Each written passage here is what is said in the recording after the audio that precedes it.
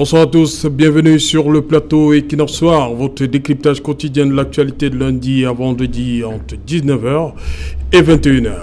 Madame, Monsieur, permettez-moi en guise d'introduction de lire ce désistement d'une candidate au probatoire de l'enseignement général, session de juillet, j'ai failli dire juin, mais c'est juillet 2000,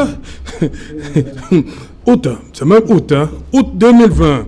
Je sous-signais Mademoiselle X, née le 29 janvier 1976, candidate libre à l'examen probatoire A4 espagnol de table 60, ne peut composer à cause du non-port du cache-nez. La raison du non-port du cache-nez est que je suis pour Jésus. J'ai donné ma vie à Jésus et je ne veux pas adhérer au nouvel ordre mondial. Comme cette candidate, ils sont 5 autres candidats, dont 3 au brevet d'études du premier cycle, à avoir refusé de sacrifier au rituel du port du masque en cette période de crise sanitaire liée à la pandémie Covid-19. Au nom de leurs convictions religieuses, ils ont choisi de mettre en berne de nombreux mois d'apprentissage. Il n'y a pas longtemps, nous apprenions de la part du prophète de l'église du tabernacle de la liberté, du côté de Yaoundé, que le port du masque est un acte diabolique. Madame, Monsieur, tout à l'heure à 20h, c'est la grande édition d'information présentée par Cédric Nouffelé. Tout de suite après le débrief du journal et tout de suite le fait du jour.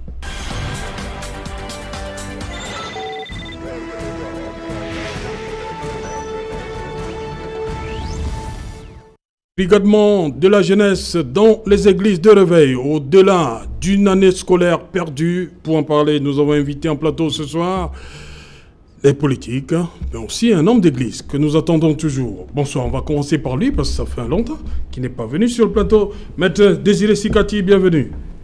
Bonsoir Serge Alain, bonsoir à tous les augustes téléspectateurs qui nous regardent. C'est un plaisir renouvelé pour moi de me retrouver une fois de plus sur votre plateau. Bon, j'ai pas souvent été là parce qu'il y a quand même des contraintes professionnelles en semaine qui ne me permettent pas toujours d'honorer un rendez-vous. Mais soyez-en sûrs. C'est que je m'évertue souvent à expliquer aux gens. Oui, honnêtement, vous savez... Où est Maître Désiré Sikati, où est Maître Diéou? Je dis non. Oui, bon, vous savez, la politique n'est pas une activité rémunérée au Cameroun. Oui. Contrairement à ce qui se passe dans des grands pays comme les États-Unis ou la France, dont en même temps que nous exerçons comme politiciens, on a aussi le devoir de continuer à vaquer à nos occupations professionnelles habituelles. C'est la raison pour laquelle très souvent on est libre le week-end. Voilà, donc bon, en semaine c'est un peu compliqué. Voilà. Mais soyez-en sûrs, c'est toujours un honneur pour moi de me retrouver sur votre plateau, qui au demeurant est pratiquement le plateau le plus couru pour toutes les émissions de semaine. Voilà, merci Maître. À côté de vous, un autre maître. Bonsoir, Maître Ngefak. Serge Alain, bonsoir. Bonsoir à tous les téléspectateurs. C'est un honneur de vous retrouver. C'est un honneur de discuter de ce thème qui, je crois, comme tous les autres, révèle la dangerosité que court la tolérance administrative au Cameroun. Voilà, ok. Docteur Béban, bonsoir, bienvenue. Bonsoir aussi. Bonsoir Serge, merci. Content d'être là encore une fois de plus. Oui. Je dis merci, je dis bonsoir à nos nombreux téléspectateurs. Oui. Je dis bonsoir au comité central qui m'a convié à participer à ce débat. Oui. Je dis bonsoir à ma grande famille du Calette et les gars du quartier d'Amour. Merci. Je reste avec vous, docteur Béban. Maître Ngefak a sorti un mot, dangerosité. L'acte qui s'est produit au cours du BEPC, il n'y a pas longtemps, le probatoire, c'est dangereux. Ce qui s'est passé?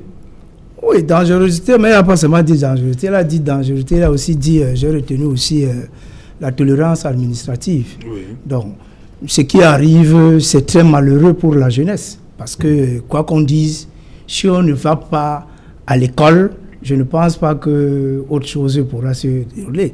Vous venez de parler de quelqu'un de 44 ans qui fait encore le probatoire. Ouais. Mais je pense que la raison doit être ailleurs et qu'elle nous disait autre chose que de penser qu'elle démissionne à 40. Oui, ni en 64. Parce que je venais de faire le calcul là, ça fait 44 ans qu'elle fait encore le probatoire. Elle est candidate libre? Oui, et même si elle est candidate libre, je pense que c'est autre chose. C'est déplorable. On dit qu'il n'y a pas un âge pour aller à l'école, non? Oui. Chercher à apprendre. Oui, mais ça devait être plus inquiétant si ça allait être quelqu'un de 16 ans, de 14 ans ou bien de 18 ans qui dit qu'elle ne peut pas faire l'examen parce que l'Église dit... Mais nous disons seulement que c'est déplorable pour toute la jeunesse parce que sans éducation, on ne peut rien faire. Sans éducation, nous tous, on est là aujourd'hui. Même le pasteur qui parle a d'abord fait... Parce que pour convaincre des gens, il faut déjà bien parler. Pour bien parler, il faut comprendre, il faut connaître au moins une des langues. Et quand on connaît... Pour connaître ces langues, c'est qu'on est allé à l'école. Pourquoi? Ça dit que c'est malheureux que ces gens-là en brigade la jeunesse, comme vous avez même bien dit, je pense que le mot est bien dit. Mais comme au Cameroun, chez nous, il y a la liberté. Il y a la liberté de la religion, il y a la liberté de tout. La liberté de conscience. Oui, la liberté de conscience. Mais nous devons encore arriver maintenant à penser qu'il faut protéger cette jeunesse. Nous qui sommes les leaders, nous qui sommes les aînés, nous qui sommes les parents, nous devons veiller à protéger cette jeunesse. Qu'elle aille d'abord à l'école, après elle pourra faire ce qu'elle voudra. Maître Sikati, vous avez regardé sûrement le 20h d'équinoxe hier, vous avez vu ce qui s'est passé du côté de Yaoundé 3e, l'église du Tabernacle de la Liberté où on a eu l'autorité administrative est descendue de ce côté-là parce que il y a eu ce qu'il y a eu. Ça a conduit à la fermeture de l'église la semaine dernière, mais ils ont brisé les scellés, ils ont continué à faire face à l'autorité. Tout est parti du BEPC où les enfants n'ont pas pu également composer parce que disent que le prophète a dit que c'est un acte diabolique, le port du masque. Vous savez, Serge Alain, j'ai souvent l'habitude de dire que lorsqu'on est face à un problème, si on ne pose pas si on ne pose pas la problématique de la façon la plus idoine, ce qui va se passer, c'est qu'à la fin, on ne pourra pas avoir la bonne solution. Moi, je suis un peu ébahi d'entendre M. Mbema parler d'embrigadement de la jeunesse. C'est vrai qu'il y a une forme... C'est le titre de cette émission. Non, nous avons été conviés par cela. Ce n'est pas moi qui ai parlé de ça. Laissez-moi filer. C'est le mot de Serge. Il faut que Serge... Putain, comment? Il faut lui dire que le mot vient de vous. Vous nous avez invité par rapport à cela. Si ça vous enchante que je parle ainsi, je dirais donc que Serge, je suis un peu surpris par la thématique que vous avez choisie pour l'émission. Parce que parler d'embrigadement, c'est donner l'impression qu'il s'agit d'un phénomène auquel les dirigeants de l'État du Cameroun sont totalement étrangers. Oui. Voilà, moi je pense que l'embrigadement est la conséquence du laxisme d'État. Oui. Laxisme d'État en ce que dans un pays normal où les règles de la République sont respectées, il y a une séparation étanche entre l'État et l'Église. Et les hommes d'église, les églises sont sur le plan législatif en dessous de la réglementation de l'État. Ça veut dire que dans un État normal, il n'y a pas de raison qu'à un certain moment, on voit des promoteurs d'églises, quelles que soient les églises, que ce soit les églises traditionnelles que nous connaissons tous, ou bien celles qu'on appelle les églises réveillées, il n'y a pas de raison que ces promoteurs d'églises-là décident de se mettre au même diapason que l'État. Et lorsque l'État, au lieu d'assumer son devoir, quand je parle de l'État, peut-être c'est de façon un peu générale, mais lorsque ceux qui nous dirigent, parce qu'il faut le dire, en imputant la responsabilité de façon assez pointilleuse. Lorsque ceux qui nous dirigent sont incapables d'appliquer la loi, parce que cette loi existe, à un certain moment, ceux qui sont bénéficiaires de se laisser aller là pensent qu'ils peuvent se mettre au même niveau que la loi, et même au même niveau que les dirigeants. C'est la raison pour laquelle vous allez voir que dans la communication qui a été faite sur les réseaux sociaux, soi-disant révéler ce que l'administration a fait dans le cadre de cette affaire et qui n'a d'ailleurs pas été démenti, on dit très bien que le responsable du centre d'examen a parlementé avec le pasteur. Oui.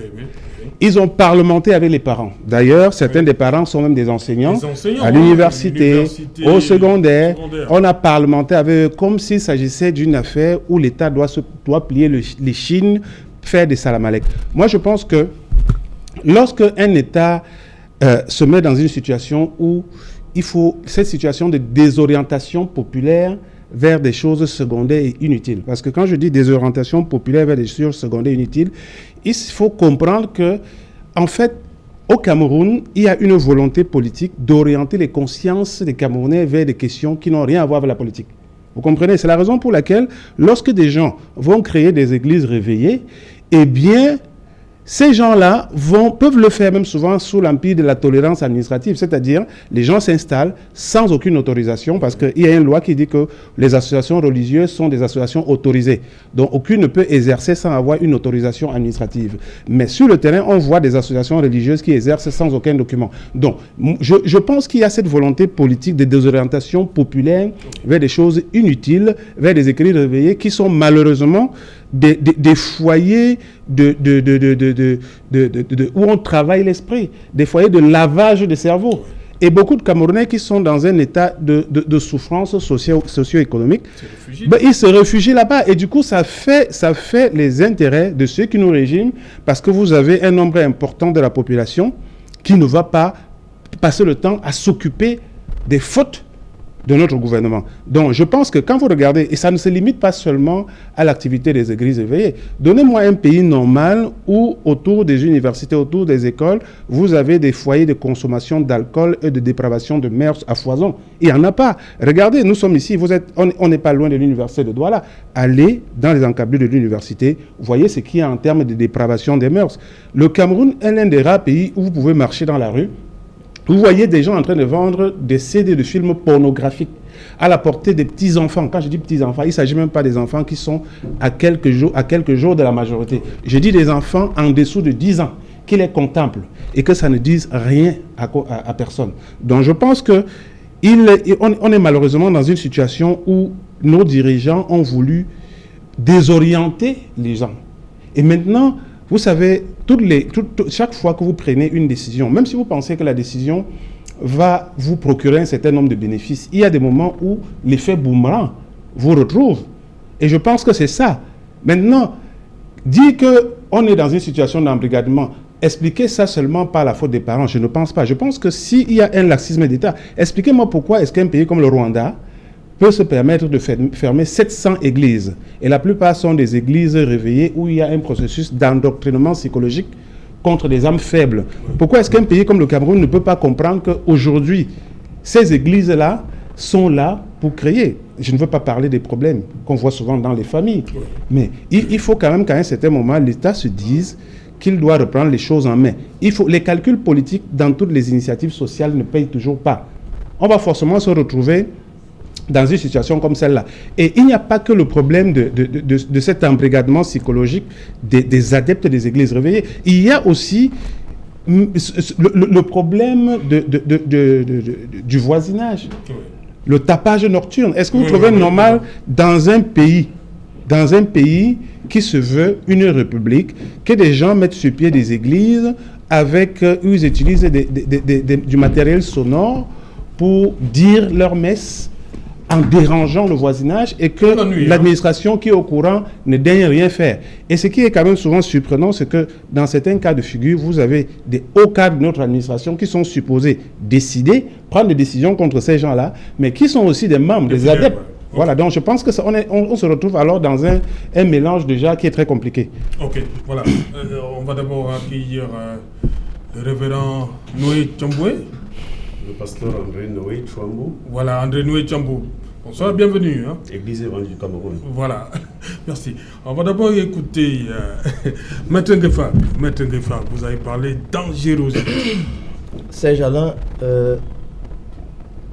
quand je venais à cette émission, j'écoutais votre radio et elle a mis une musique d'un grand chansonnier, Saint-Bruno. J'ai écouté son titre phare, Changement, changement, c'est déjà là. Avant, je croyais que c'était une musique juste pour amuser la galerie, mais je crois que ce philosophe, musicien, avait vu juste. Lorsqu'il vous parle des églises de Nyanze, si vous creusez que signifie église de Nyanze, vous comprenez que nous sommes à l'époque du Nyanze au Cameroun. C'est-à-dire que l'État a réussi son coup.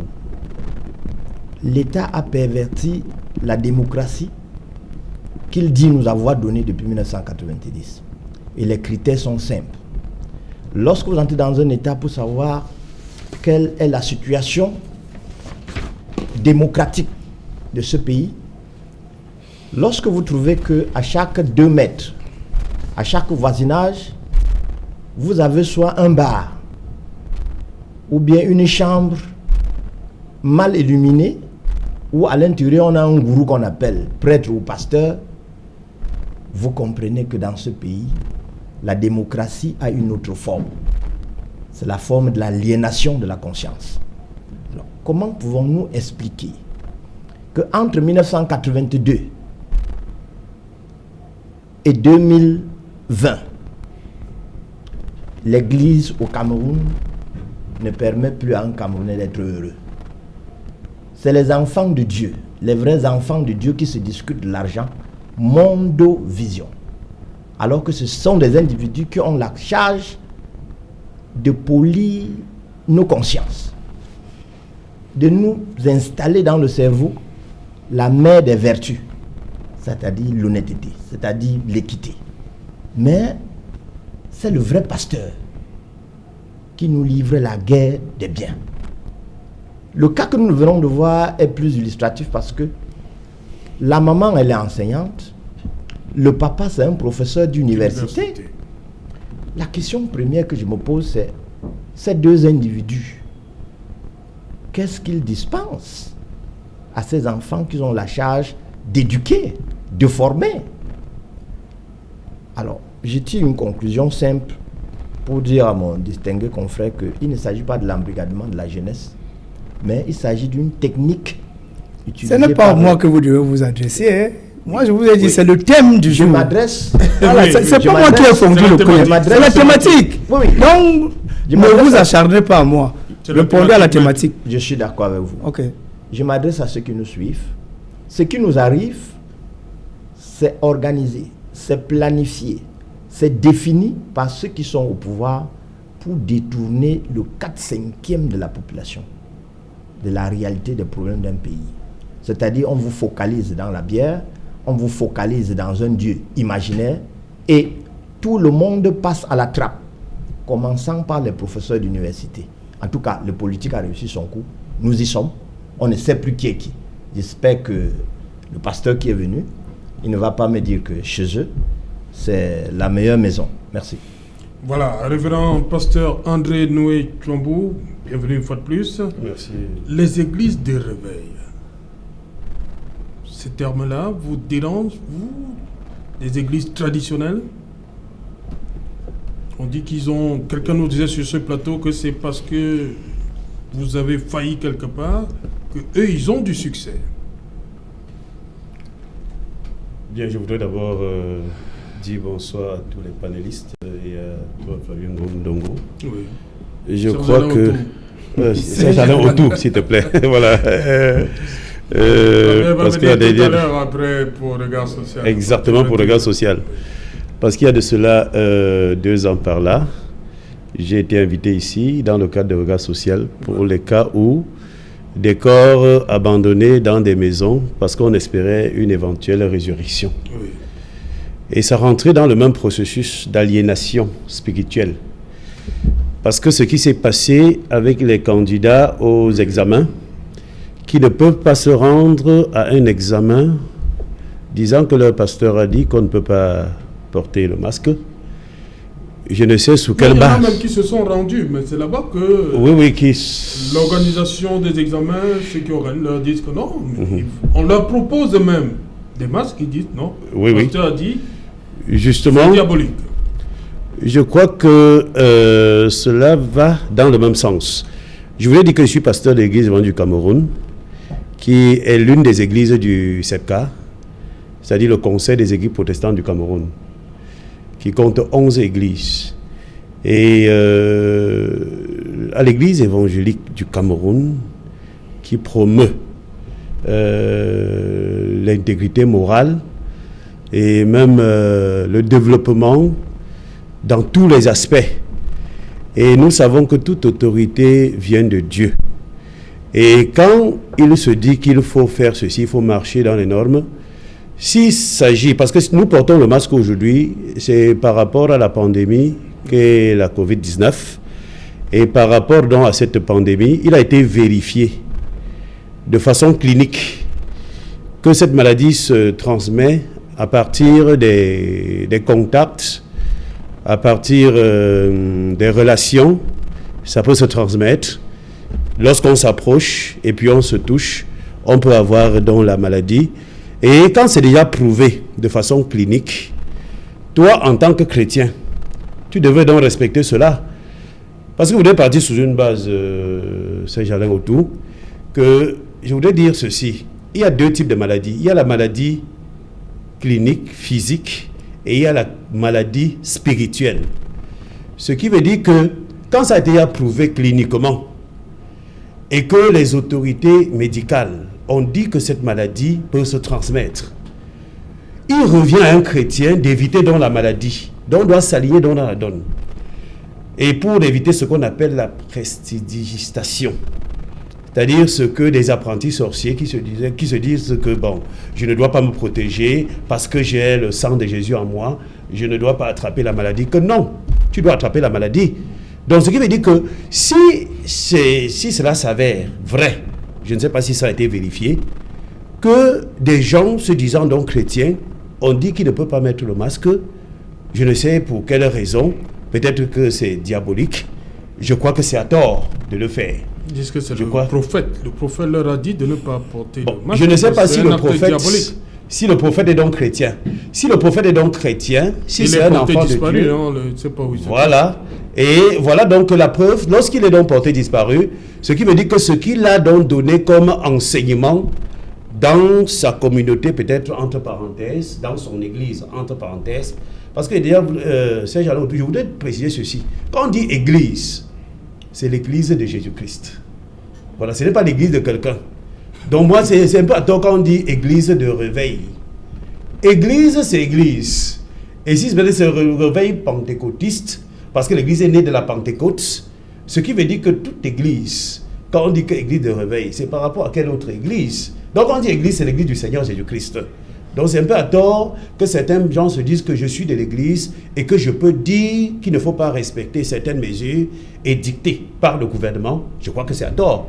Là, tu cesses d'être chrétien. Parce qu'un chrétien, c'est celui qui doit respecter les règles édictées par le gouvernement, par l'autorité, parce que l'église est aussi dans ce processus-ci que toute autorité vient de Dieu. Et quand l'autorité a donc dit qu'il faut faire ceci, parce que ça a été prouvé cliniquement, nous devons nous aligner en tant que chrétiens. Je ne sais pas si vous m'avez compris. Je crois que je suis dans justement. Je crois que c'est à tort donc de le faire. Voilà, je reste avec vous, Dr Bema. Vous avez dit tout à l'heure, un des parents est professeur d'université. On sait quand même qu'il y a l'esprit de discernement. Quand un professeur d'université, avec tout ce qu'on a comme discours depuis le 17 mars 2020 par rapport à cette pandémie, comment comprendre cela? Et la maman est professeure de lycée. Oui, en fait, je ne pense pas que ces parents aient agi comme des enseignants. Ils ont agi comme des fidèles, des adeptes qui ont leurs enfants, parce que c'est eux qui les amènent dans cette situation, dans cette église.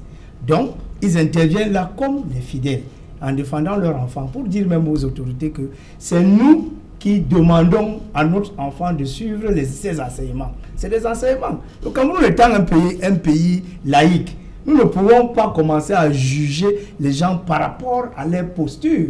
Ce que nous décrions ici, c'est, une fois de plus, c'est que ces gens qui sont des maîtres à penser doivent, s'ils veulent vraiment penser à cette jeunesse, doivent comprendre que cette jeunesse doit d'abord avoir une éducation. Comme eux, ils en ont reçu. C'est de ça qu'il est question ici. Il n'est pas question de dire que ceux-ci sont... ce n'est plus une affaire politique. Il faut qu'on enlève cela. C'est une affaire sociale. Parce que ce monsieur, on ne sait même pas de quel parti il est. Parce que peut-être en l'interrogeant, peut-être il peut être chez l'un de nôtres ici. On ne sait pas dans quel... Ce n'est pas une affaire de parti. C'est une affaire de sauver la jeunesse. Dans cette situation qui se retrouve. Parce qu'il y en a ceux qui sont entraînés par leurs parents. Il y a d'autres qui vont eux-mêmes, dont les parents recherchent eux-mêmes. Ils disent, ça fait des semaines, on ne trouve pas. Mais la foi, étant ici une affaire individuelle, on ne peut pas se mettre à faire de procès à quelqu'un qui a sa foi. Mais le procès devient inquiétant quand la jeunesse n'est plus à même de suivre une éducation. C'est de ça qu'il est question. Donc, les parents qui interviennent ici, moi je pense qu'ils interviennent comme les parents. Ils n'interviennent pas comme professeurs d'université. Et je ne pense pas qu'il est question de les juger ici sur le plateau en disant que on les confie d'autres enfants. Qu'est-ce qu'ils font, comme disait Maître tout à l'heure? Non, un enseignant, c'est un enseignant. Quand il se retrouve dans le cadre de l'enseignement, c'est autre chose. Il a une matière qu'il enseigne. Ce n'est pas une affaire de l'église, il n'est pas là-bas en tant qu'adepte ou bien pasteur. Mais certains profitent souvent de cette tribune pour faire du prosélytisme, hein. Vous n'allez pas le nier, docteur. Non, moi je suis aussi enseignant. Oui. Voilà. Mais vous savez que quand je viens ici, beaucoup de mes étudiants ne savent même pas que je passe à la télé. Parce que c'est des choses que... Les enseignants, ça c'est des préjugés. Et Serge, on peut dire que les gens le font dans les cours, dans la salle de classe. Mais ce n'est pas encore vérifié. Moi, je suis un enseignant qui ne parle pas politique en classe. Jamais. Mais non, on parle du cas de ces enseignants qui sont adeptes de ces églises. Oui. Certains profitent de cela. Qu'est-ce que vous dites que moi-même, je n'en suis pas un? Voilà. Mais je ne fais pas écho de ça. Voilà, ça c'est votre cas. On dit qu'il y en a qui font ça. Non, mais c'est pas vérifié, Serge. Comment vous dites que c'est pas vérifié? Ce n'est pas vérifié. Si vous voulez, donnez-nous le nom de l'enseignant, nous allons vérifier. Non. Parce que nous-mêmes, on l'a pas. Oui, c'est pas vérifié, Serge. Qu'on dise que c'est des procès de tension. On peut aussi, en élargissant la réflexion, on peut aussi dire que peut-être ils le font. Mais moi, je dis, dans la logique d'un enseignant, un enseignant enseigne une matière dans laquelle il est spécialiste et c'est de ça qu'il parle souvent en classe. Quand il sort de là, il a une autre vie. Maintenant, à la maison, il a sa vie, il est adepte d'une église où le pasteur a demandé qu'on ne mette pas de masque. Mais il fallait maintenant, c'est là où j'appelle sa conscience en tant qu'enseignant d'université. Quelqu'un qui a fait les études pour arriver à ce niveau. Si son enfant ne fait pas les études, son enfant aura quelle situation demain? Quelle situation demain? Parce que cette posture n'augure pas un lendemain meilleur à la jeunesse. C'est pour cela que nous appelons fortement les familles que cette situation doit d'abord se régler dans la famille. Parce que le père, la maman et les enfants doivent dire à leurs enfants la première chose, l'indépendance et tout ce que nous voulons, c'est d'abord les études. Après les études, nous pouvons faire ce que nous voulons. Donc, moi, je n'entre pas dans la logique des guerres politiciennes. Voilà. Maître Sikati, on sait que la sécurité nationale, on contrôle la circulation des armes et tout ça, mais est-ce qu'on ne devrait pas mettre un point d'honneur sur la circulation des idées? Mais j'avoue que la question que vous posez, je pense qu'elle va en droite ligne avec la conclusion qui a été faite il y a de cela quelques minutes par M. Bema du RDPC, parce qu'il faut bien le dire. Oui, je suis le docteur Bema, communicant du RDPC. Ok, le docteur, si ça vous arrange. Je ne m'en défais pas. Le docteur Bema, communicant du RDPC. Je dois avouer qu'à l'écouter, j'ai des frissons. Parce que cette façon qui consiste à toujours se déresponsabiliser, en rejetant la responsabilité sur les autres, tout le temps, c'est les parents. Tout le temps, c'est le parent. Je pense que dans un État, le régime qui nous gouverne, notamment dans l'État du Cameroun, a le devoir de promouvoir l'éducation. Promouvoir l'éducation, ça veut dire que c'est l'État qui met sur pied les politiques publiques d'encadrement des enfants, de l'école maternelle jusqu'à l'enseignement supérieur. Ça, c'est le rôle de l'État. L'éducation commence par la famille nucléaire. Non, mais ça, tout le monde le sait. L'éducation, s'il vous plaît, laissez-moi, vous avez parlé pendant 10 minutes, là, je ne vous ai pas interrompu. Moi, j'aurais bien préféré que vous écoutiez d'abord pour essayer de rectifier ce que je dirai après. Donc, je dis, l'État ne peut pas, ou bien le régime ne peut pas se déresponsabiliser. Parce que la politique publique de l'éducation est du ressort de ce régime-là. Les églises permettent peut-être la manifestation de la foi. Mais est-ce que le rôle de l'église, c'est de se mettre au travers d'une politique publique d'éducation? C'est de ça qu'il s'agit. Et lorsque l'église se met au travers d'une politique publique d'éducation, que fait l'État? C'est ça la véritable question. Est-ce que le rôle des églises n'est pas d'accompagner l'État dans le cadre de l'épanouissement des citoyens? C'est de ça qu'il s'agit. je veux bien comprendre pourquoi est-ce que, tout à l'heure je vous ai dit qu'au Rwanda, il y a 700 églises, pour la plupart des églises réveillées qui ont été fermées. Oui. Ben, ces églises-là n'avaient pas été fermées juste parce que le faciès de leur promoteur ne plaisait pas à Paul Kagame. Non, c'était parce que on avait constaté qu'il y avait un certain nombre de dérives d'ordre social qui ne cadraient pas avec la finalité d'un État qui est d'assurer le bien-être des populations. En France, vous savez certainement ce qui s'est passé avec l'église scientologique. Oui. Je pense que cette église, qui est considérée par certains comme une secte, a fait l'objet d'un certain nombre de procès dont le but final était l'interdiction de l'église scientologique. Donc, ça veut dire que dans un État, les églises ne sont pas des électrons libres qui peuvent se permettre à un certain moment de se mettre au même diapason que l'État. Ce n'est pas possible. Ce que le révérend pasteur a dit, c'est vrai, c'est-à-dire, il pose le problème de la responsabilité des hommes de Dieu. Ça, c'est le problème qu'il pose, c'est-à-dire, il interpelle les hommes de Dieu. Mais maintenant, je pense que on peut avoir des hommes de Dieu qui décident de se mettre en marge de la loi. Et c'est là où vient le problème. C'est-à-dire, si vous avez des hommes de l'Église, des ministres de culte, qui décident de ne pas respecter la loi, qu'est-ce qu'on fait? Parce que le vrai problème, c'est ça. Je n'ai pas l'impression que si, dès le départ, l'administration camerounaise avait eu une main ferme. Quand je parle de main ferme, il ne s'agit pas de dictature, il ne s'agit pas d'arbitraire, il s'agit d'appliquer seulement la loi. La loi. D'appliquer, si l'administration camerounaise avait appliqué la loi comme il se doit, on n'en serait pas là. Tout à l'heure, quand j'ai pris la parole pour la première fois, je vous ai dit que ce sentiment de désorientation de la conscience populaire ne peut avoir que des relents politiques. Parce qu'il faut bien comprendre que si le régime qui nous gouverne pense que si les Camerounais sont mis dans des conditions où ils peuvent réfléchir objectivement, ils vont se retrouver en train de se poser des questions sur leur niveau de vie, leur qualité de vie.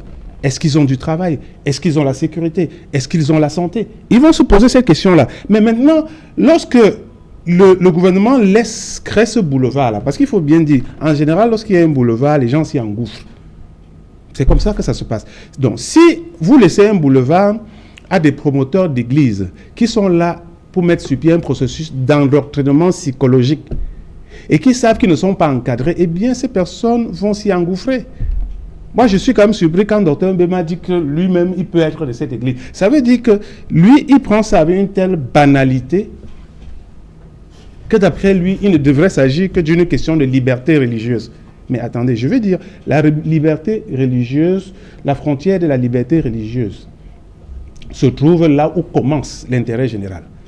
Et je pense que la mission de l'État, qui est l'une des missions de l'État, à savoir la promotion de l'éducation, c'est une mission d'intérêt général. Parce que si vous avez un État où le système éducatif est défaillant, où on peut se contenter, parce que vous voyez par exemple, les responsables de ces concours, ils sont contentés de se dédouaner sur le plan juridique en amenant cet enfant à écrire. Je trouve ça, c'est quand même scandaleux. Oui. On amène le jeune qui allait composer à écrire, qui s'est désisté volontairement parce qu'il a refusé. Vous vouliez qu'il fasse quoi? S'il vous plaît. Vous savez, vous exagérez un peu à la fin. Non, le rôle des parents. Donc, si je comprends bien, vous êtes un parent. Votre enfant dit, je ne vais pas à l'école. Vous le regardez, ok, signe que tu ne pars pas à l'école. Ah, c'est ça votre rôle. Moi, je pense que le rôle du parent, c'est d'assumer la minorité de son enfant. Je suppose que ce sont des enfants qui font le probatoire, ils sont encore mineurs. Donc, il est du devoir de ces majeurs-là, notamment ces responsables d'établissement, de prendre les mesures idoines. Vous ne pouvez pas demander à un enfant mineur de signer que c'est librement qui s'est engagé à ne pas présenter un examen. Et après, on met ça sur les réseaux sociaux pour rejeter la responsabilité sur les parents. La mesure idoine, c'est quoi? Okay. La mesure idoine, c'est que l'administration, l'État doit être ferme. Ces églises qui sont là... La mesure idoine, là, c'est quoi? Je dis la mesure idoine quand je parle de fermeté. Je parle de fermeté. Je vous ai dit que ça ne commence pas là. Mais je ne sais pas si on fait la même émission. Je vous ai dit que le problème ne commence pas là. Il a commencé avant. C'est juste les conséquences qui sont en train de rentrer sur les yeux des gens. Aux responsables d'établissement de prendre les mesures. Non, les mesures idoines, c'est quoi? En ce moment-là, c'est de faire quoi? Est-ce que vous savez que ce pasteur, j'ai suivi dans le reportage qui est passé hier sur Equinox, que cette église a été fermée il y a cela quelques temps, mais a été rouverte.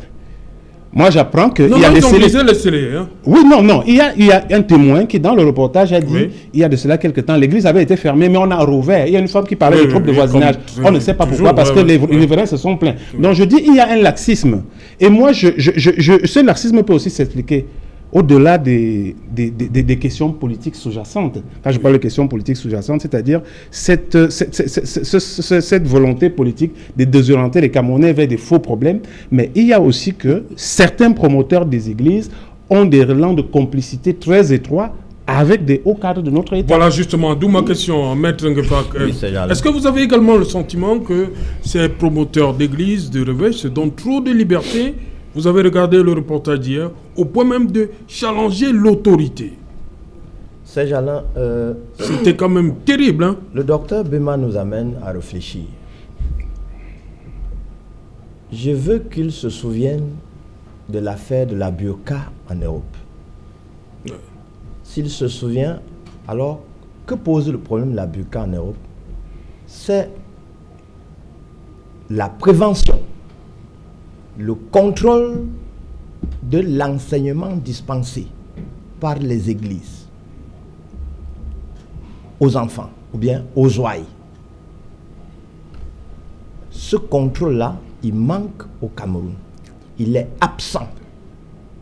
On attend les conséquences au Cameroun avant d'envisager quelques solutions. Et c'est où nous disons, lorsqu'on veut former, lorsqu'on est dans l'éducation, je suis heureux de savoir que j'ai en face de moi un docteur. Lorsqu'on veut former, on se rassure que l'enseignement qu'on veut dispenser est autorisé. Sinon, avec la logique du docteur Bema, on comprendra facilement l'évolution de Boko Haram au Cameroun. Parce qu'il faudra dire le sujet, Serge. Vous parlez de l'enseignement. Ça veut dire que... C'est de ça qu'il est question. Non, il veut dire que c'est la perdition de l'éducation qui crée des sectes comme Boko Haram. Voilà. Et c'est logique. C'est-à-dire que vous n'avez pas... L'État n'a pas... L'État ne contrôle pas l'éducation, l'enseignement que les églises réveillées, en tout cas qui sont tolérées, dispensent. Parce que si l'État veillait, si l'État surveillait, si l'État encadrait, comme la burqa est encadrée en Europe, on ne serait pas arrivé là. Parce que je crois que pour donner une autorisation à une association de fonctionner, parce que tout part de là, on doit connaître l'objectif, le fonctionnement. Il ne suffit pas de connaître. Il faut que l'État encadre le fonctionnement de cette association, qui plus est une association qui est en charge de fabriquer la substance la plus dangereuse, la plus fragile, qui est la conscience de l'être humain. Alors, lorsque l'État laisse faire, le mot est facile, il pervertit les consciences. Pour l'homme du commun, il détruit les consciences. Et au Cameroun, tel que nous le voyons, l'État a laissé détruire les consciences de toutes les générations. Et l'expérience est là. Vous pouvez bien esquisser votre sourire. Vous ne vous moquez pas de moi. Vous vous moquez de vous avec toute la suite. L'État a perverti les consciences. Il s'agit de moi. Et il a perverti les consciences des enfants, des adultes, voire des enseignants qui sont des docteurs, professeurs d'université. Et le cas est pratique. Alors, la question que nous devons nous poser, c'est celle de savoir, actuellement, qu'est-ce que nous attendons de l'État? C'est la question première. Qu'est-ce que nous attendons de l'État? Moi, je dis, j'attends que l'État nous dise au Cameroun, j'ai autorisé 600 000 églises réveillées à fonctionner. Pourquoi j'ai autorisé? L'État a ce devoir de rendre compte. L'État a ce devoir. Pourquoi 600 000 églises réveillées à chaque coin de rue? On doit savoir. Qu'est-ce qu'on enseigne dans ces églises? L'État doit nous dire pourquoi il promeut, il encourage ces enseignements dans ces églises tordues, dans ces églises qui égarent le peuple.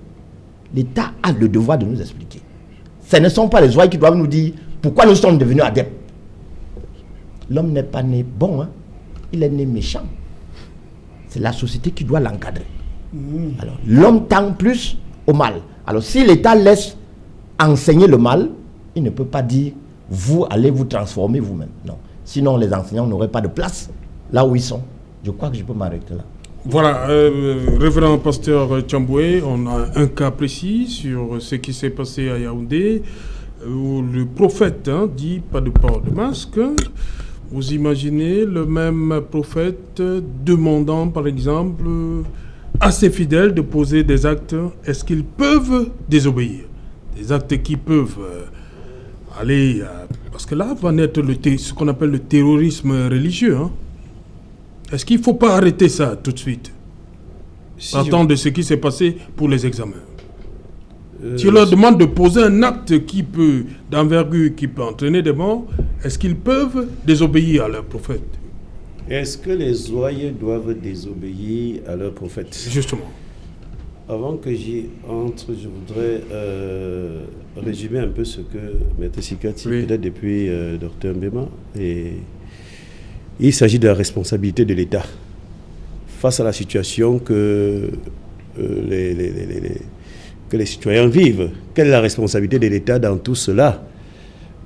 Je voudrais dire que l'Église, en tant qu'association, est du ressort de l'AT, l'administration territoriale. Ce qui veut dire que s'il y a un problème à l'Église évangélique du Cameroun, par exemple, l'AT a la responsabilité. C'est-à-dire qu'à son niveau, il doit gérer la situation. Bon, maintenant, nous avons, Serge, dans les églises dites de réveil, moi je voudrais dire dites de réveil, il y a ce qu'on appelle un processus de lavement de la cervelle. Oui.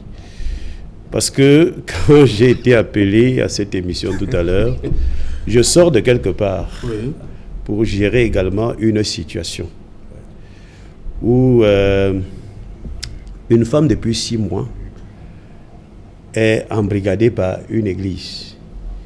Elle encadrait les enfants à 19h et puis depuis janvier, pour dire décembre par là, elle rentre maintenant à 2h du matin.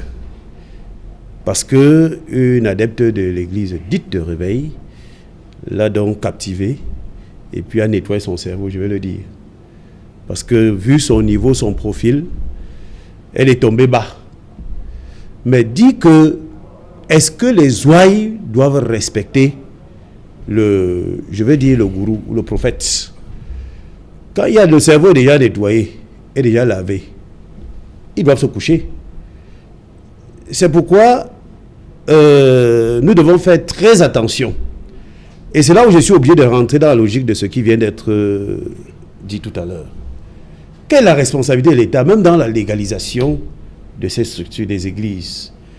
Ou alors la légalisation, quand une association vient pour obtenir une légalisation, c'est-à-dire une autorisation de fonctionner, le rôle de l'État, c'est de légaliser. Mais je crois que l'État doit, un temps soit peu, ça soit pour vérifier si le projet que cette association apporte est bonne et la probité morale, et puis comment est-ce qu'il doit être encadré. Je crois que l'État doit, à un certain moment, voir un peu. Je crois que c'est ce que les deux panélistes ont eu à faire. Mais docteur Mbema peut-être est dans la logique que non. Je ne sais pas. Parce qu'il a dit que c'est plutôt de la responsabilité des parents. Mais il y a aussi l'État qui a une grande responsabilité parce que c'est l'État qui donne l'autorisation pour le fonctionnement des différentes associations. Maintenant, si le prophète a nettoyé le cerveau de ses fidèles, et c'est très facile, puisque le fidèle, quand lui il arrive, il voit en la personne du pasteur, il voit en la personne du prêtre, en la personne du prophète. Parce que dans nos églises, c'est-à-dire traditionnelles, et c'est le pasteur, et à l'église catholique, c'est le prêtre. Il voit en eux le représentant de Dieu sur terre. C'est pourquoi, si le prêtre ou le pasteur tombe, mais le fidèle aussi va tomber. Ce qui veut dire qu'ils ont porté tout leur cœur en l'homme de Dieu. Et en ce moment-là, si l'homme de Dieu est mal intentionné, il peut facilement nettoyer le cerveau de ces gens-là. Je crois que ici et là, le fidèle est obligé de marcher comme la personne lui demande. Mais moi, par exemple, moi, en tant que chrétien, en tant que fidèle d'une communauté, je ne peux pas aller jusqu'à ce que tu me dises que je ne dois pas faire la transfusion sanguine et je ne le fais pas. Que non. Tu me dis que je dois garder le corps dans ma maison parce que Jésus était ressuscité et va ressusciter. Je m'aligne dans cette logique. S'abstenir chanter l'hymne national. Comme ça s'est passé dans les établissements. Moi, je suis au collège Frère Sacquer. C'est moi le responsable aumônier du collège Frère Sacquer, le pasteur aumônier du collège Frère Sacquer. Ce qui veut dire que nous avons constaté qu'il y a des enfants qui se disent... au collège Frère Sacquer qui ne chantent pas l'hymne national. Bon, il y a des gens, on a remarqué, mais qui dit qu'ils ne chantent pas l'hymne national parce que on va respecter le drapeau et le drapeau n'est pas Dieu. Vous voyez que ça, c'est des notions, ce sont des notions qu'on a eu à mettre dans la tête des gens et qui sont devenues finalement aliénées, spirituelles. Voilà. Moi, un enfant me dit que pasteur, moi je ne peux pas utiliser la Bible parce que c'est un établissement confessionnel. Il me dit je ne peux pas utiliser la Bible. Moi je suis allé à la maison, j'ai sorti mon Coran parce qu'en formation, en théologie, là où nous sommes formés pour devenir pasteur, nous avons étudié le Coran. On a étudié l'islam. Moi j'ai mon Coran à la maison. Je suis arrivé en classe avec cela, j'ai montré à l'enfant. J'ai dit que voilà, je suis en train de tenir le Coran. Tu vois, ça ne m'a pas brûlé. Comment tu dis que la Bible va brûler tes mains? Donc on peut dire, quand le cerveau est nettoyé, Serge, vraiment, et que c'est la patate, c'est la patate qui a fait. On la mange crue. Voilà, donc quand tu as accepté et que ton cerveau est nettoyé, là tu vas seulement t'aligner quand le prophète a dit ne fais pas ceci. Mais je dis encore, et ceux qui sont en train de m'écouter, que c'est de l'aliénation spirituelle. Vraiment, il faut faire attention. Oui, il faut éviter ça. En une seconde, juste pour compléter. On ne peut pas dire que c'est les parents qui sont responsables. Pourquoi? Parce que prenez l'hypothèse où le parent n'est pas d'accord avec l'enfant. L'enfant se fait endoctriner en dehors de la maison. Là, le parent veut qu'il aille à l'école. Oui, il y a des cas comme ça. Parce que pour lui, c'est les parents qui sont responsables. Non, ce n'est pas ce que j'ai dit. J'ai dit les parents aussi sont responsables. Je n'ai pas dit qu'ils ont la totalité. C'est bien. Vous mettez déjà du bémol dans vos propos. Et puis j'ai dit qu'on commencerait même par là. On commencerait par la famille. On ne commencerait pas par le gouvernement. Docteur Bema, nous sommes à Douala depuis... On a vu... L'action menée il y a peut-être 5-6 ans. Les populations se sont plaintes et l'autorité a décidé de la fermeture d'un certain nombre d'églises de réveil. Mais quelques semaines après, on a décidé de rouvrir. Oui, mais Serge... Peut-être, voilà pourquoi l'État, on pointe toujours l'État du doigt. Pourquoi? Qu'est-ce qui se passe? Je suis même fier comme on a évoqué cette situation, l'autre pan dans... Parce que les nuisances sonores, c'était justement les nuisances sonores. Oui, les nuisances sonores, ce n'est pas seulement à l'église. Les gens, on a commencé à faire des débats à la télévision, dans les radios. Nous sommes devenus violents. Et puis l'objectif, c'est de refuser l'autorité de l'État. Ce n'est pas seulement à l'église aujourd'hui, quand les gens, quand mes deux copanélistes qui sont en face sont en train de parler, je suis content qu'ils parlent, qu'ils sont en train de dire que l'État ne fait pas son travail, ça dit que... Mais on vient de se rendre compte, on vient de se rendre compte quelque part. L'État a refusé une certaine... bon, je ne sais pas comment appeler ça, de fonctionner, mais cette structure continue à fonctionner, mais ils n'en font pas cas. Parce qu'il faut qu'on fasse cas à tout ce qui fait tolérance de l'État. C'est ça le problème. C'est pas seulement l'église. Qui ne fait pas cas? Pardon? Vous parlez de quelle structure, docteur? Non, moi j'ai dit que je suis du RDPC. Vous n'avez pas présenté les autres. Hein? Parce que Maître Sikati a couru pour dire que je suis du RDPC. Je lui ai dit effectivement. Je ne sais pas. Comme moi je suis du MRC. Voilà. Donc on se comprend maintenant. Donc les Sikati sont en train d'utiliser cette structure qui n'est pas autorisée. On n'en fait pas cas aujourd'hui. On ne parle pas que l'État a laissé tourner cette histoire. Et vous faites même des reportages, on voit partout. Mais pourquoi c'est ça là? Pourquoi choisir ce pan seulement? Pourquoi choisir seulement ce pan? Nous sommes ici pour une situation de jeunesse. Oui, l'actualité voudrait que la jeunesse ne soit pas perdue. Qu'est-ce que nous disons? C'est vrai, vous avez dit que l'État. Maintenant, qu'est-ce que nous disons? que l'État doit faire son travail. Non, pas seulement l'État, que nous faisons courant. Mais on le fait déjà. Non, vous faites comment? Plus que vous attendez que le gouvernement réagisse chez vous. Non. Sinon, votre enfant dit qu'il ne parle pas. Non, c'est pas ça. Docteur Bema, je peux continuer. Docteur Bema, je peux continuer. À quoi sert ce plateau si nous sommes en train de faire notre débat? débat? Vous avez pris tout le temps à expliquer une histoire dont vous ne maîtrisez même pas. Vous parlez de l'enseignement. Moi, je pensais que vous allez dire de l'Église. Heureusement que le révérend a dit que cette histoire d'autorisation des églises émane de l'administration territoriale. Mais vous êtes entré dans une affaire d'éducation. L'administration territoriale représente l'État. Oui, même l'éducation nationale. Mais c'est de ça dont même l'éducation représente l'État. Ce n'est pas de ça que la question. Docteur, vous faites semblant de ne pas comprendre ce que je dis. Mais on se comprend. Moi, je ne comprends pas vos contradictions. Vous aussi non. Tout ce qui c'est que je ne comprends pas, c'est vos contradictions. Oui, parce que vous défiez l'État. Non, qui a défié l'État? Mais c'est pas possible. Vous ne vous reconnaissez plus dans cette histoire. Ben, vous êtes sur le même débat là. Mais c'est de ça qu'il est question. Vous parlez des gens qui ne respectent pas l'administration. Mais vous êtes les premiers à ne pas respecter cette administration. Non, vous êtes dans le déviationnisme. Non, ce n'est pas ça. Restons dans le débat. C'est vous. Restons dans le Je vous ai dit tout à l'heure que... J'ai l'impression que vous n'avez même pas écouté le révérend pasteur. Il est surpris par vos propos. Voilà, vous m'avez en train de me couper, faites comme vous voulez. Mais je vais dire ce que je vais dire. J'ai dit ceci. Qu'est-ce que nous devons faire pour cette jeunesse? Qu'est-ce que l'État doit faire pour accompagner les parents de cette jeunesse? C'est ça la question. Qu'est-ce que les parents font d'abord? Les parents font leur travail chez eux. Mais ce travail ne suffit pas. Parce que quand votre... Comment aller défier l'État? Mais attendez, je suis en train de vous dire, comprenez très bien. Mais vous ne voulez pas comprendre. C'est un échantillon. Non, je ne m'appelle pas Sikapi, je m'appelle Sikati. Oui, Sikati, je suis désolé, maître. C'est vous qui ne comprenez pas. Vous ne voulez pas comprendre. C'est vous maintenant, les parents. Parce que vous nous orienter uniquement vers... C'est l'heure du journal, docteur Bema. Bonsoir Cédric, au menu ce soir. Bonsoir Serge Alain, bonsoir aux invités. Ce soir, nous parlerons de cette église dite de Reveil qui a endoctriné des enfants à tel point que certains n'ont pas composé les épreuves du BEPC et d'autres ont refusé d'affronter les épreuves du probatoire pour les mêmes raisons.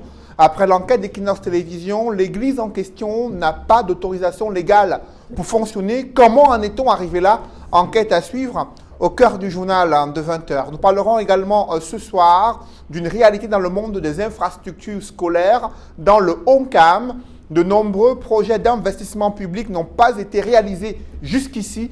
Pourtant, les infrastructures scolaires sont obsolètes et ne peuvent plus accueillir dans des conditions optimales des élèves.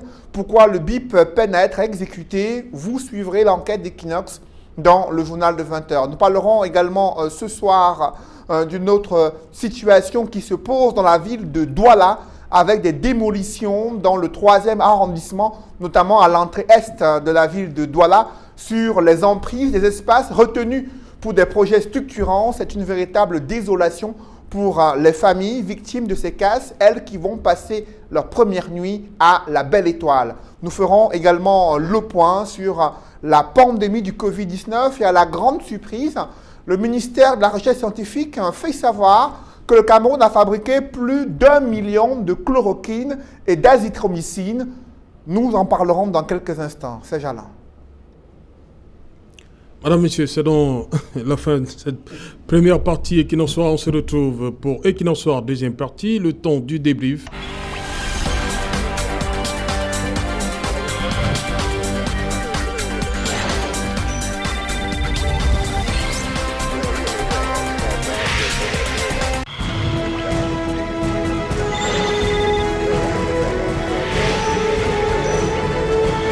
Sur le plateau Equinox Soir, deuxième partie consacrée au débrief du journal, toujours en compagnie du révérend pasteur Noé Tchamboué. Il est là également le docteur Marcelin Bema du RDPC. Il a dit que je n'ai pas dit ça au départ.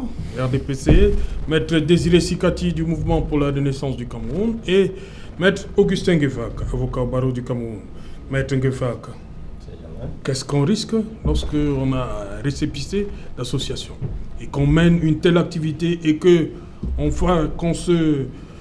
se braque comme ça face à l'État, qu'on mène une résistance à l'autorité administrative? Qu'est-ce qu'on risque de ce côté-là? Le côté du tabernacle de la liberté. Pratique illégale d'une activité codifiée, légalisée, La loi de 90 est claire. Le docteur Yvon lit et expliqué. Je crois qu'à partir de maintenant, ceux qui suivaient le docteur Bema ont compris que le laxisme de l'État, la négligence de l'État est à l'origine de tout ce que l'église de Reveil Tabernacle a causé. Parce que comment, avec quelle énergie, vous avez vu un exemple, comment l'État a encadré une association Survie Cameroun qui rendait et qui rend service aux victimes du Covid. Quelle pression, quel temps, de nuit comme de jour, correspondance interministérielle pour surveiller, encadrer, contrôler, pour enfin dire c'est bon. Mais voilà donc une association qui est en charge d'entretenir, en tout cas, de former les Camerounais, qui est dévoyé, l'État n'est pas au courant, qui fabrique cette école de pensée, l'État s'en fout, qui met en pratique ces enseignements, l'État n'encadre pas. Mais les docteurs viennent nous dire non, c'est aux parents d'aller surveiller. Non. La faute première, la faute capitale, c'est l'État. 2. Les individus qui fréquentent ces sectes, moi j'appelle ça les sectes. Vous êtes à l'origine de vos propres turpitudes. L'État ne peut pas tout faire. Pour intégrer une tontine, vous cherchez à savoir si elle est légalisée. Mais pour fréquenter ce type d'église, vous ne vous rapprochez pas du sous-préfet ou bien du préfet pour savoir si c'est autorisé. Qui plus est, les adeptes sont les enseignants d'université. Ça montre le degré de bêtise, le degré de fainéantise des ouailles de ces soi-disant églises. Donc pour l'heure, je crois que l'État va se ressaisir et sanctionner, surveiller, contrôler toutes les églises qui fonctionnent sous le régime de la tolérance.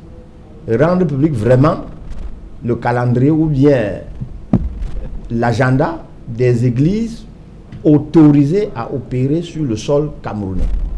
À partir de ce moment, chaque enfant, avant d'adhérer, chaque parent, avant d'entraîner ses enfants, saura que là, il faut être conforme, il faut se conformer à la loi. Je crois que c'est l'enseignement que nous devons donner.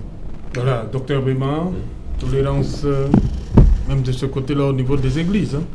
Non, Serge, vous avez présenté tout le monde, mais je ne sais pas, maître de quel parti? La société civile. Pardon? Pas vous. Il est avocat au barreau du Cameroun, maître Ngefa.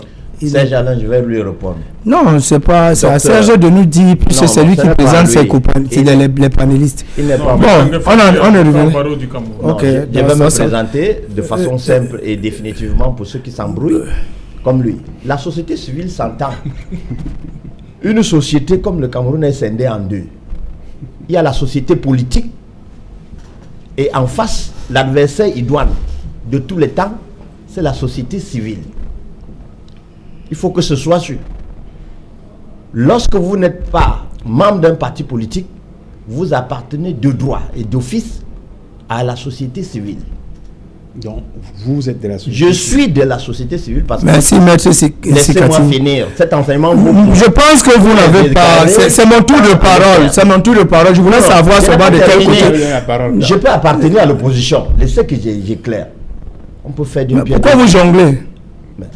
Vous avez un vocabulaire. C'est plus facile de dire que je suis là ou pas. Moi, je voulais vous répondre. Je n'appartiens pas à l'opposition parce que quand on dit l'opposition, ce sont les dérivés de la société politique.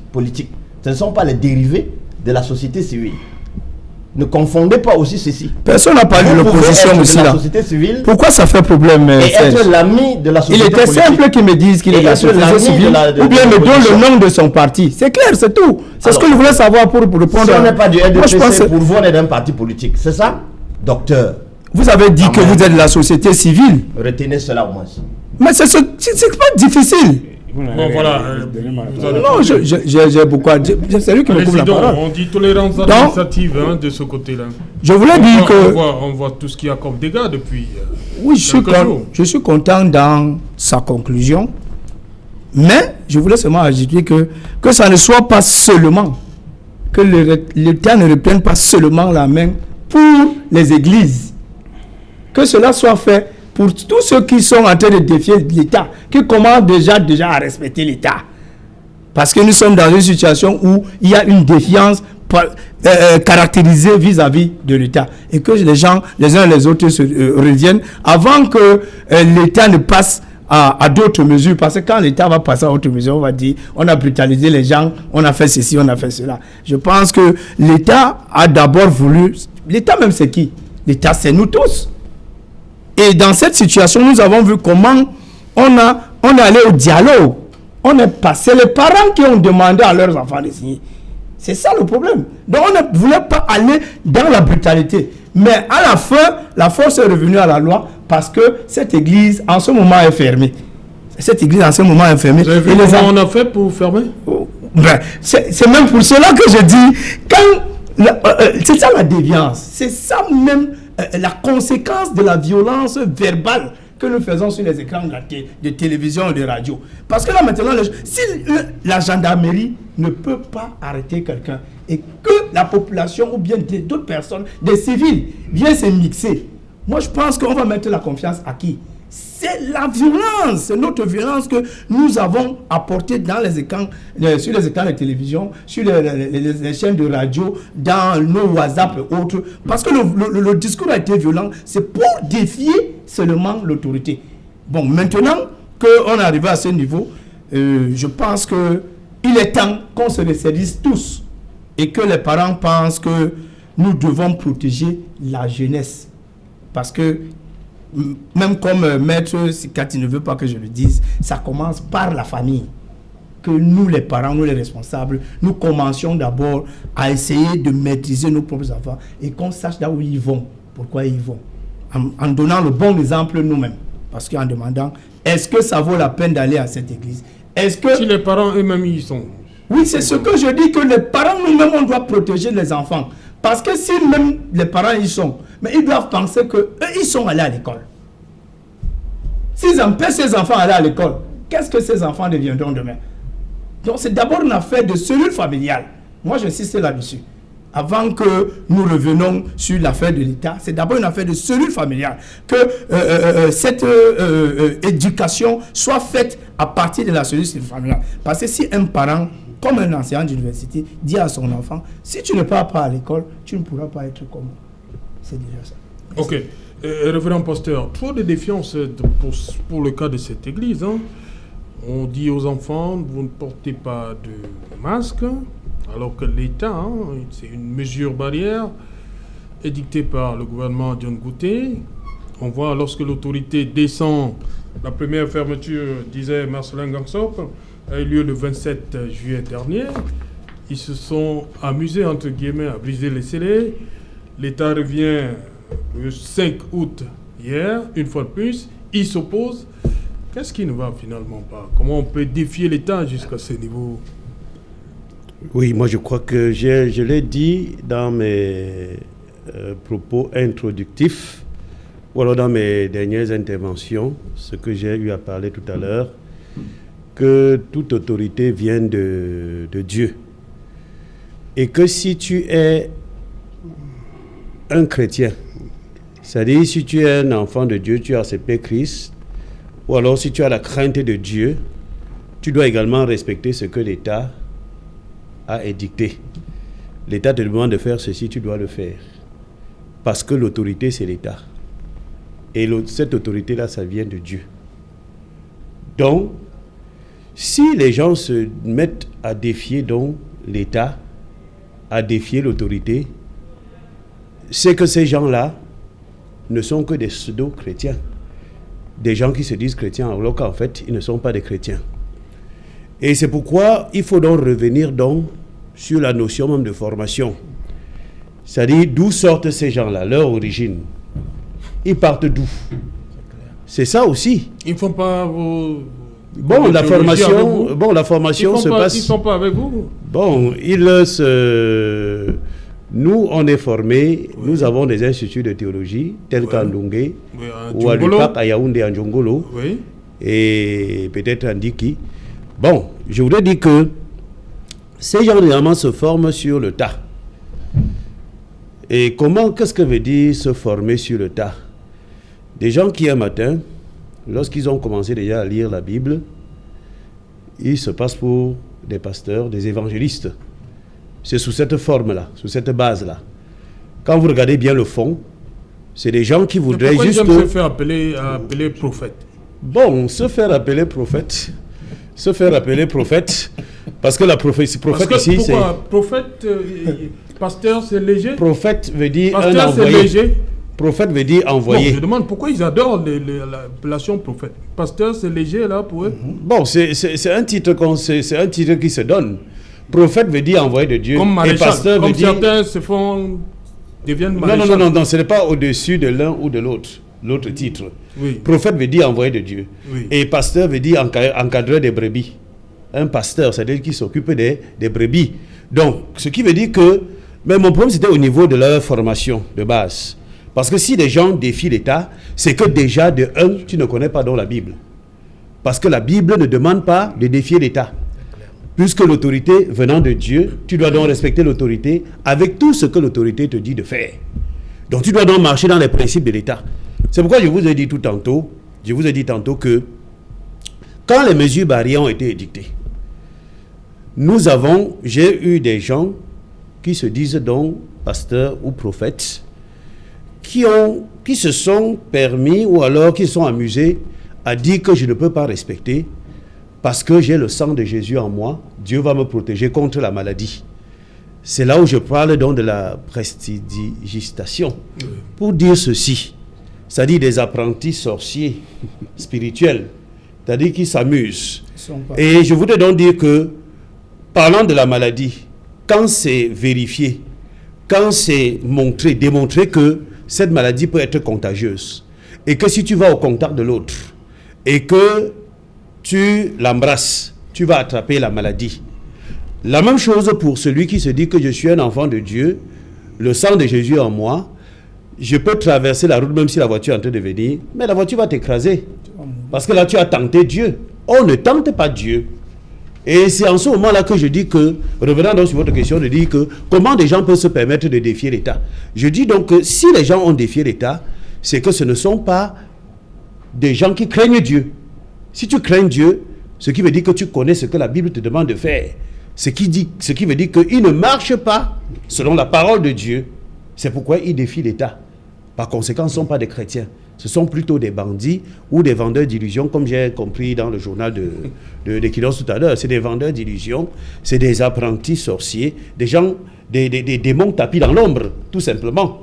Celui qui défie l'État, même celui qui dit que je ne chante pas l'hymne national, je ne respecte pas le drapeau, je ne participe pas aux élections parce que j'appartiens à une église. Parce qu'il y en a. Je ne veux pas seulement citer les noms. Moi, je suis pasteur. Je connais, j'ai fait des études en théologie, je connais ce qui se passe dans ce monde-là. Ça, c'est autant de choses pour défier l'autorité, défier l'État. C'est-à-dire dire que je ne fais pas ceci, je ne fais pas cela. Pourtant, tu appartiens à l'État. Je ne paye pas les impôts. Pourtant, tu marches sur une route que l'argent du contribuable a donné de faire ces routes-là. Tu ne payes pas la patente. Au nom d'une certaine congrégation, au nom de la parole de Dieu qui n'existe, qui n'est pas vraie. Donc c'est en cela que je dis que s'ils défient l'État, c'est dire que ce sont des bandits, c'est des voleurs de Dieu, tout simplement, c'est ce que je voulais dire. Maître Sikati, on a également assisté à un phénomène, briser les scellés, c'est condamnable, non? Ben, c'est condamnable. Peut-être qu'il faudrait déjà, avant de répondre avec précision à votre question, dire quand même que peut-être certains adeptes des églises réveillées qui nous regardent peuvent se dire que bon, c'est un plateau, on a quelques mécréants, non? Non, c'est pas de ça qu'il s'agit. Moi qui vous parle, je suis chrétien, catholique, pratiquant. Voilà, j'ai reçu tous les sacrements qu'on peut recevoir de son vivant au sein de l'église catholique. Donc, je pense qu'on peut manifester librement sa foi en respectant la loi. Voilà. C'est de ça qu'il s'agit. Donc, j'avoue que la question que vous posez me renvoie un peu au reportage qu'on a tous regardé pendant le journal, où votre reporter, Marcelin Gansot, dit que cette église de réveil fonctionne sans autorisation. Voilà, c'est le lieu pour moi de dire quand même qu'au Cameroun, il y a une loi de 1990 qui réglemente les associations Et dans cette loi, il est prévu que les églises, les religions, les associations religieuses sont du ressort de l'autorisation. Ça veut dire que quand vous êtes promoteur d'une église, vous soumettez un dossier au ministère de l'administration territoriale parce que c'est le ministère de l'administration territoriale qui s'en charge. Absolument. Donc, à la différence des autres associations comme les tontines qui sont des associations déclarées, vous pouvez vous contenter d'écrire au préfet pour dire vous avez créé une association. Les associations religieuses sont autorisées. Ça veut dire que vous ne pouvez exercer et ouvrir une chapelle que vous avez une autorisation signée du MINAT.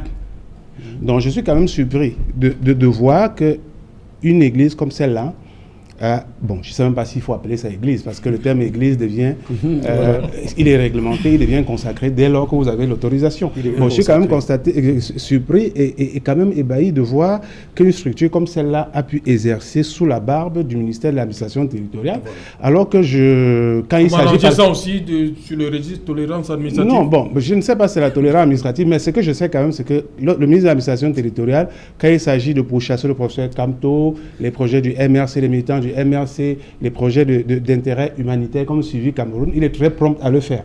Mais je suis quand même surpris qu'une structure religieuse comme celle-là qui évolue au sein de la ville de Yaoundé en plein centre-ville, sans aucune autorisation, ne fasse pas l'objet d'une fermeture.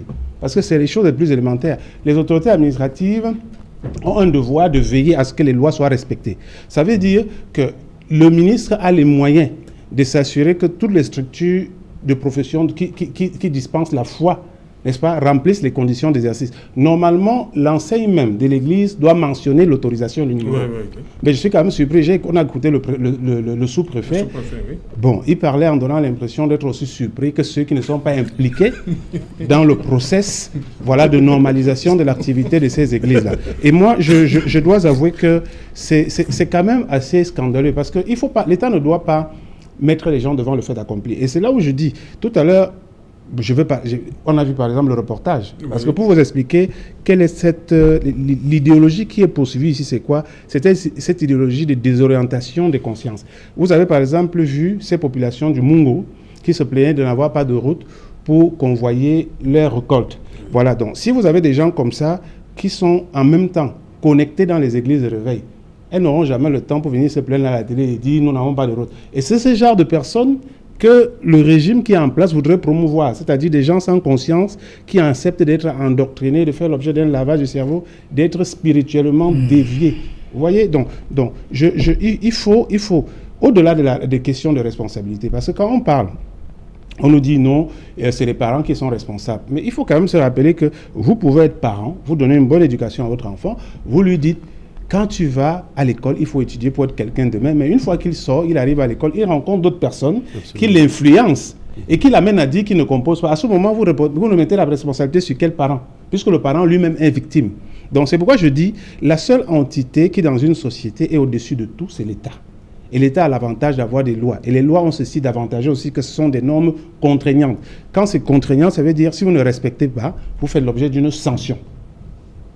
Et une structure comme celle-là qui travaille dans un cadre totalement sans respecter les normes, mais ce qu'ils sont en train de faire... le prophète est introuvable, qu'est-ce qu'on fait? Non, on embarque tous les fidèles? Non, le prophète est introuvable, c'est vrai, mais on connaît des cas. Il y a plusieurs églises qui travaillent dans les mêmes conditions. Oui. Les prophètes disent même l'évangile sur Facebook, on les connaît, mais on ne fait rien du tout.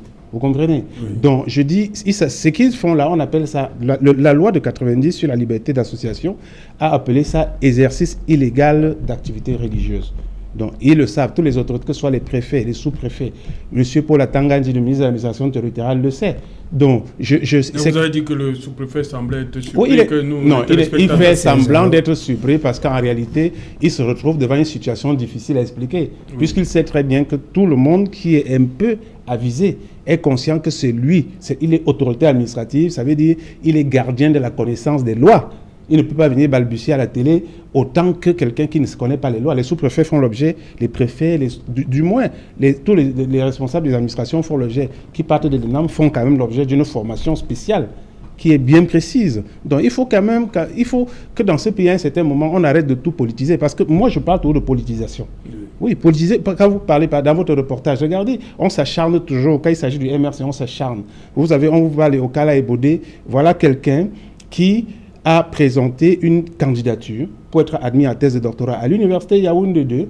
Les conditions étaient remplies, on a admis sa candidature, il rédige sa thèse, il se plie en 4, il supplie le recteur pour sa thèse de doctorat, pour être admis à faire valoir sa thèse de doctorat. Mais comme il est militant du MRC, on le... C'est la raison, Maître Oui, Sikati. mais attendez, on l'a empêché de soutenir sa thèse. C'est autorisé la semaine prochaine. Oui, mais c'est autorisé tout simplement parce que...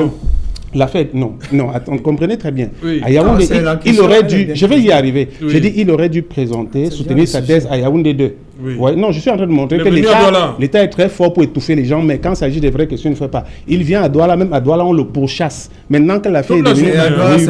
on l'a pourchassé, et maintenant que l'affaire est devenue publique, et que tout le monde s'est intéressé à ça, l'État fait volte-face et l'autorise à faire... Mais l'essentiel, c'est que... Oui, bon, l'essentiel, c'est ça. C'est un happy end, donc, quand même, pour... Non, disons que la justice a été rétablie malgré des dommages. Non, je pense que Maître Sikati ne s'y connaît pas dans cette histoire.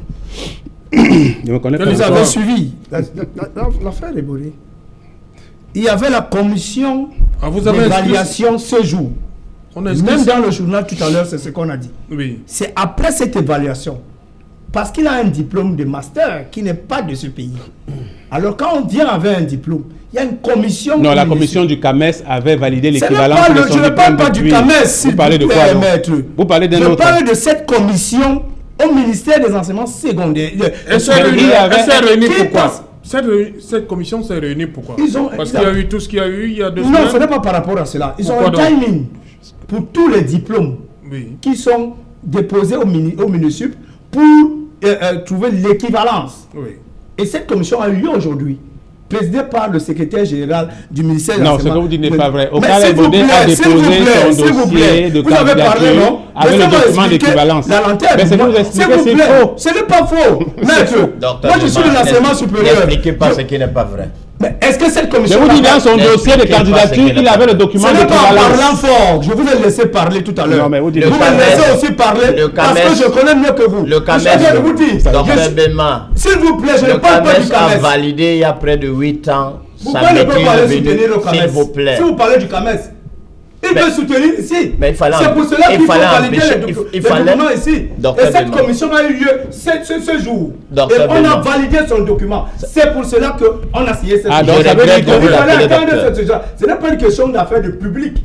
Quand ils disent que le ministère de l'enseignement supérieur se substitue maintenant aux universités. Maintenant qu'on a fait le lien entre ce que nous disons et le MRC aujourd'hui, je pense qu'il a terminé par ça. Je suis content qu'il ait terminé par ça. Mais maintenant, est-ce qu'on se cache d'être... Comme il est en train de le dire, il faudrait bien que ça ne soit pas seulement dans les églises.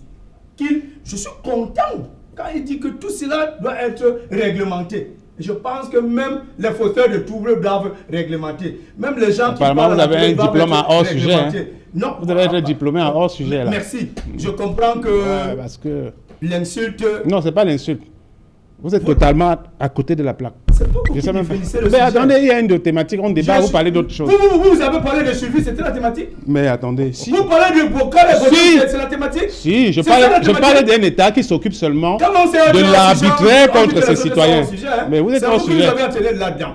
C'est vous qui nous avez attelé là-dedans. Ok, c'est bien, vous m'avez suivi. Je dis seulement que... Suivez-moi aussi dans les recommandations. Oui, dans les recommandations, il faudrait bien que le MRC se comporte bien. Voilà. Non, on se comporte toujours bien. Oui, l'autorité. On se comporte bien. Vous l'avez dit, on vous a compris. On supplée les carences de l'État. Maître Nguefa, je vais vous poser une question.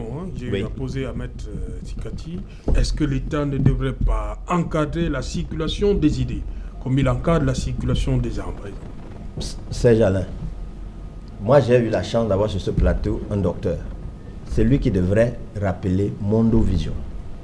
Que le devoir... c'est un devoir régalien. Ce n'est pas un devoir accessoire. L'État a ça prima facie d'encadrer la formation de son peuple à tous les niveaux. Parce que l'État n'a pas le droit de fabriquer des mercenaires. C'est vous qui le dites, hein? Il faut être responsable. L'État n'a pas le droit de fabriquer les criminels. Nous sommes en train d'encadrer. Si vous ne parlez pas, l'État n'a pas le droit d'éduquer les sauvages. Il faudrait répondre. L'État n'a pas le droit de distribuer les diplômes sans contenu. Ça s'appelle l'encadrement. Et l'encadrement commence à la racine. S'il faut une autorisation... La racine, c'est quoi? Docteur. C'est la famille, Vous êtes non? docteur en quoi, s'il vous plaît? La famille, c'est quoi? Vous êtes La docteur racine, en quoi? c'est quoi? Vous êtes docteur en quoi, s'il vous plaît? Il n'est pas question de doctorat ici. Vous êtes docteur en Il n'est quoi? pas question de ça ici. Non, je ne peux pas écouter des choses aussi graves Parce que que cela. je vois tellement Parce de qu'il fait bavardages. des déclarations, Quoi? il fait des déclarations qui ne sont pas vraies. Docteur, On ne j'ai peut pas pas laisser 10 ans. continuer cela. Mais Docteur c'est Bébé, la contradiction. Quand vous avez la parole, vous allez parler. Oui, de temps à autre, on remet. C'est ça aussi la voilà, vous contradiction. avez de temps remis, à autre. voilà, on vous a écouté. Merci, docteur. Accordez-lui mon temps, ces gens-là. Non, allez-y, maître, allez-y, maître. Allez-y, maître. Est-ce que vous pouvez nous rappeler même aux téléspectateurs la question? Non, je demandais, est-ce que l'État ne doit pas, comme il encadre la circulation des armes et autres, encadrer la circulation des idées? Parce que des idées comme celle-ci, hein, comme le cas de Yaoundé, là, c'est inquiétant. Vous qui me regardez, ils sont nombreux. La loi, c'est quoi? La loi de 90, en ce qui concerne les églises, dit qui peut créer une église au Cameroun. Comment on peut créer une église au Cameroun? Comment une église doit fonctionner au Cameroun? Comment on peut fermer, comment on doit fermer une église au Cameroun? Tout cela participe de ce qu'on appelle l'encadrement de cette activité. Cette loi dit, celui qui viole, celui qui ne respecte pas ce canevas, qu'est-ce que l'État doit faire? C'est-à-dire, en mots simplifiés, voilà le rôle de la loi. À l'heure actuelle, on constate que l'État n'a pas donné l'autorisation, c'est-à-dire la pièce première, comme on ouvre une vente à emporter. Mais l'État a laissé fonctionner cette église. C'est-à-dire tout ce qui arrive par cette église dans la société, l'État est l'auteur intellectuel. C'est lui qui conçoit ce système pour laisser pervertir la société. En mots simples, c'est cela. Merci. Pour ceux qui n'ont que les diplômes, la loi dit cela. Okay. Et juste pour ajouter en 2 mots, n'est-ce pas? En réalité, le processus d'autorisation passe aussi par ce qu'on appelle une enquête de moralité des promoteurs. Ça veut dire que l'État a les moyens de vérifier que les promoteurs de l'Église remplissent des conditions d'éthique, qui ne sont pas des escrocs, qui ne font pas l'objet de condamnation, qui ne sont pas des pervers sexuels. C'est ça. C'est la loi qui le prévoit. C'est pourquoi il faut l'autorisation. Parce que c'est pas, vous n'allez pas déposer un dossier et le lendemain on vous dit vous êtes autorisé. Non, il y a tout un processus. Ok, merci. Révérend Tchamboué, quelques secondes, on sort de l'émission. Tout mot de la fin, peut-être à vos ouailles. Je voudrais, parce qu'il est question, la thématique c'est sur le, c'est-à-dire l'embrigadement de la jeunesse. De la jeunesse. Dans les églises de réveil. Dans les églises de réveil. Bien, un conseil que je peux donner par rapport à cela, c'est de faire très attention. Parce que de plus en plus, nous avons affaire comme un boom au niveau de la création des églises chaque jour. Nous devons donc faire très attention d'arriver au niveau du lavage du cerveau, c'est-à-dire par ces vendeurs d'illusions. Et je rappelle que l'église signifie l'église du Seigneur Jésus-Christ. Ce n'est pas l'église de quelqu'un. Donc, comme il s'agit donc de l'église de Dieu, l'église du Seigneur Jésus-Christ, il n'y a donc pas de mauvaise église. Parce que l'église est bien. Et à cela donc, nous devons faire attention et ne pas tomber dans n'importe quel mouvement qui se présente à nous. Ce qui est arrivé aux enfants, au BEPC et au probatoire, est inadmissible dans la Bible. Oui. La Bible ne demande pas qu'on soit aliéné à cause du non-respect des lois édictées par l'État.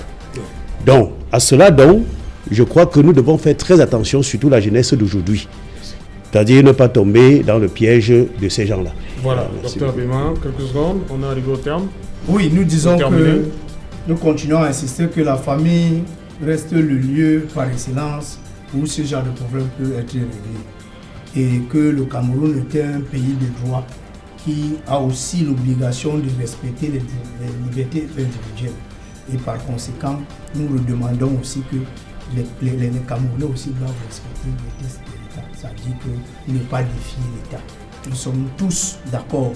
Et s'il y a les églises, ce n'est pas pour toutes les églises. S'il y a eu quelque chose, partout où il ne manque pas de brebis galeuses, ça a été le cas. Et puis bon, ça ne veut pas dire que c'est toutes les églises. Sauf qu'il faut ajouter que quand les Cameroun, certaines personnes ne respectent pas les lois de l'État, l'État doit réprimer. Tout à fait. Avec votre suivi, on doit vous réprimer. Je crois que c'est ce que nous attendons. Parce que vous fonctionnez illégalement et puis on est là. Merci, cher Moutier. Merci, révérend pasteur, d'être venu. Merci au collège Alfred Saker. Je vous en prie. Merci. Merci, docteur Bema. Merci, maître Ngepak. Merci, Serge-Alain. Merci une fois de plus à vous, maître Tikati. Bonsoir à tout le monde, bonsoir à tous ceux qui nous ont regardés. Voilà, bonsoir. Bana.